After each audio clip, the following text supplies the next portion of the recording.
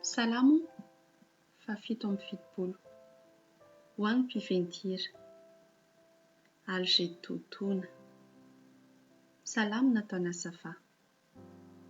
Ny feoko dia makany amin'Andriamanitra ka mitaraina aho. Eny, ny feoko makany amin'Andriamanitra ka mihaino ahy izy.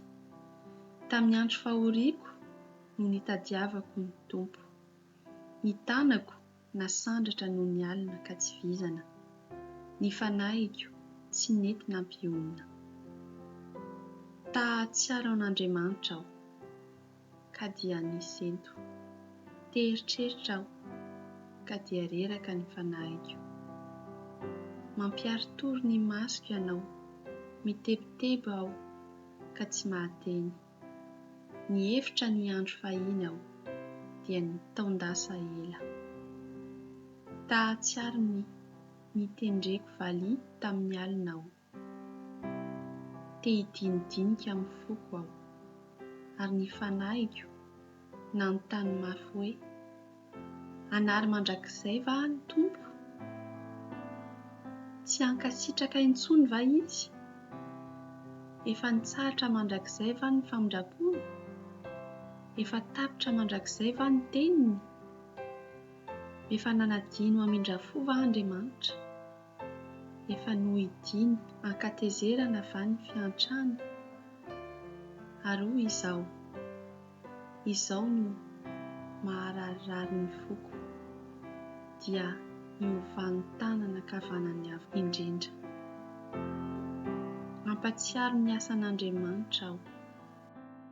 Tahatsiaro ny fahagagana nataonao fony taloha. Eny, isaina ny asanao rehetra aho, ary hevitra ny nataonao. Andriamanitra, amin'ny fitoerana masina ny lalanao. Iza no Andriaman-dehibe tahaka an'Andriamanitra? Ianao no Andriamanitra izay manao fahagagana.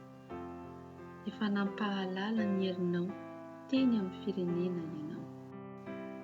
Nahavotan'ny sandrinao ny olonao dia ny taranaka Jakoba sy Josefy. Ny ranobe nahitanao, Andriamanitra, ny ranobe nahitanao ka torakovitra. Eny, nanonjanonja ny lalina. Nandatsaka ranomorana ny rahona, nikotrokotroka ny lanitra. Ny fanaretsaka koa ny zana-tsipikanao. Ny fikotrokotroky ny kotrokorana dia teo amin'ny tadio. Nanazava izao rehetra izao ny elatra. Ny ofotrovitra sy ny horohoro ny tany. Tany amin'ny ranomasina ny lalanao, ary ny nalehanao dia tany amin'ny rano mandriaka, ka tsy fantatra ny dian-tongotra ao. Ny tanan'i Mosesy sy Arona nitondranao ny olonao toy ny ondry.